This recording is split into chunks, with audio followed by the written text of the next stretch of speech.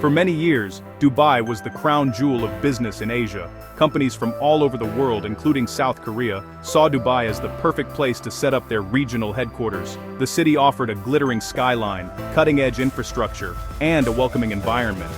With its strategic location, Dubai connected Europe, Asia, and Africa, making it a global crossroads for trade and commerce. Dubai's free zones, tax-free policies, and business-friendly atmosphere attracted thousands of multinational corporations. Korean firms in particular enjoyed the ease of setting up offices, finding skilled talent, and accessing other Middle Eastern and Asian markets. The city's luxurious lifestyle, world-class amenities, and safety added to its allure. For a long time it seemed there was no better place to do business in the region.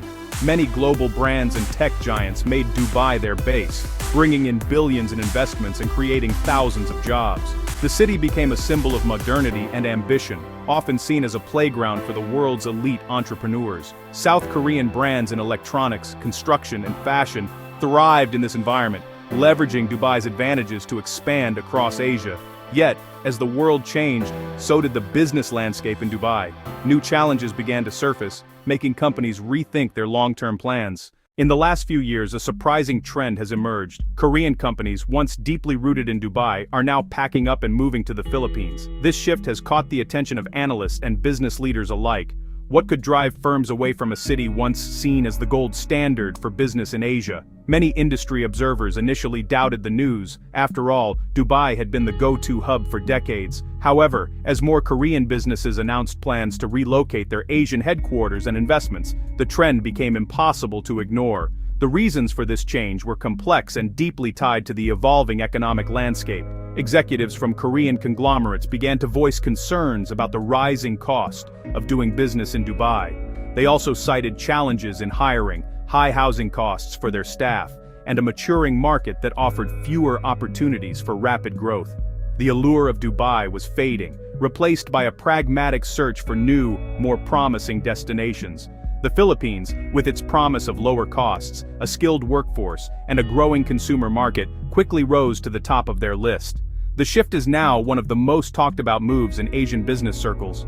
Dubai's once unbeatable advantages have started to erode. In 2023, the city introduced new corporate taxes that caught many foreign investors off guard. This was a significant change from the tax-free environment that had drawn so many businesses in the first place. Suddenly, profit margins were under pressure, and companies began to recalculate their expansion plans. Rents for office spaces and housing have soared to record highs. For Korean firms, especially those that needed large offices or accommodations for expatriate staff, these costs quickly became unsustainable. Salary expectations for skilled workers in Dubai have also climbed, making it harder to attract and retain talent without breaking budgets. The market itself has grown saturated. As more companies flocked to Dubai, competition increased and growth opportunities slowed. For businesses looking for new customers and untapped markets, Dubai no longer offered the same potential as before. Labor laws have also tightened, making it more difficult to hire and manage foreign workers. All these factors combined to create a less attractive environment. Korean companies, always quick to adapt, knew it was time to seek greener pastures. As Korean companies considered alternatives, the Philippines emerged as the clear favorite. The country had been quietly transforming itself, investing heavily in infrastructure and business reforms. For many Korean executives, the Philippines checked all the right boxes: lower costs, a large English-speaking workforce, and a government eager to attract foreign investment. The Philippines offers a young population, with millions of college graduates entering the workforce each year. This talent pool is not only skilled but also familiar with international business practices and cultures. The cost of hiring in the Philippines, both for office staff and factory workers, is a fraction of what companies pay in Dubai. The government has also worked hard to improve the ease of doing business. Streamlined procedures, online business registration, and investment incentives have made it simpler for foreign companies to set up operations. The country's location in Southeast Asia gives businesses access to a huge and growing consumer market. With these advantages, the Philippines became a natural choice for Korean firms looking to relocate their Asian bases of operation. One of the Philippines' biggest strengths is its people. English is an official language, making communication with global clients and partners easy. The country boasts a large, young, and tech-savvy workforce, which is a huge draw for Korean tech and outsourcing firms. Training costs are lower, and employee loyalty tends to be high. Salaries in the Philippines are among the lowest in the region for skilled roles, especially when compared to Dubai. This allows companies to scale up quickly without facing runaway labor costs.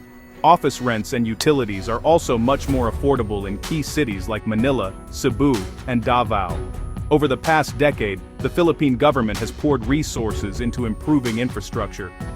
Modern airports, expressways, and business parks have sprung up across the country. High-speed internet and reliable power are now standard in major business districts, erasing some of the old concerns about operating in the Philippines.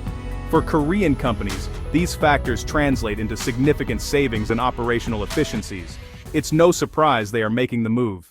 The shift from Dubai to the Philippines is not limited to just one sector. Korean technology companies are opening new research and development centers in Metro Manila, taking advantage of the country's large pool of software engineers and IT specialists. The retail sector is also booming, with Korean brands launching flagship stores in popular malls and shopping districts. Korean food and beverage companies have found a ready market among Filipino consumers, who are already familiar with Korean culture through K-dramas and K-pop.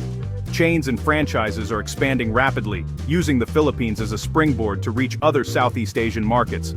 Construction and real estate firms are investing in Philippine business parks, apartment complexes, and shopping centers, seeing huge potential in the country's rapid urbanization and growing middle class.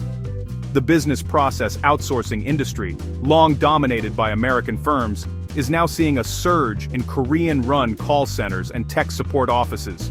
This diversity of investment really shows the broad appeal of the Philippines to Korean businesses. The Philippine government recognizes the importance of foreign investment. Agencies like the Philippine Economic Zone Authority, or PEDZA, offer special incentives to attract multinational companies. Foreign firms can enjoy tax holidays, duty-free import of equipment, and streamlined customs procedures when they set up in PEDZA-approved zones. Business registration has become much faster and more transparent. Dedicated government desks for foreign investors provide guidance at every step. Korean companies can even access local grants and training programs to help integrate into the Philippine economy. The government has also created public-private partnerships to develop new business districts and technology parks, ensuring that infrastructure keeps pace with business needs. Regular dialogue between Korean chambers of commerce and Philippine officials further strengthens business ties. This proactive approach has made the Philippines one of the most attractive destinations for Korean investment in Asia. Manila remains the top choice for Korean headquarters, especially in districts like Bonifacio, Global City, Makati, and Ortigas. These areas offer modern office spaces, reliable services, and easy access to government offices and transportation. BGC, in particular, has become a magnet for tech firms and startups. Cebu City is rising fast as a regional hub, especially for outsourcing and tourism-related investments. Its business parks and proximity to beaches make it popular among expatriates. Clark Freeport Zone in Pampanga is also seeing a surge in Korean investment, thanks to its PEZA status and excellent connectivity. Other cities like Davao and Iloilo are attracting companies looking for lower costs and new markets. Korean supermarkets, restaurants, and learning centers are popping up across these cities, serving both locals and the growing Korean community. These emerging business districts are now home to some of the region's most dynamic Korean enterprises. Relocating to the Philippines is not without its challenges. Many Korean executives note the country's complex bureaucracy, which can slow down permits and approvals. Corruption and red tape remain concerns, though the government is working to address them. Traffic congestion in major cities, like Manila, can also affect daily operations and logistics. Natural disasters, such as typhoons and earthquakes, are a reality in the Philippines, so companies must invest in disaster preparedness and insurance. Cultural differences, including management styles and business etiquette, require adaptation and open-mindedness. Yet, many Korean firms find that a willingness to learn and localize their operations really pays off. Despite these obstacles, the majority of Korean companies report that the benefits far outweigh the drawbacks. Cost savings, access to talent, and rapid market growth are powerful incentives.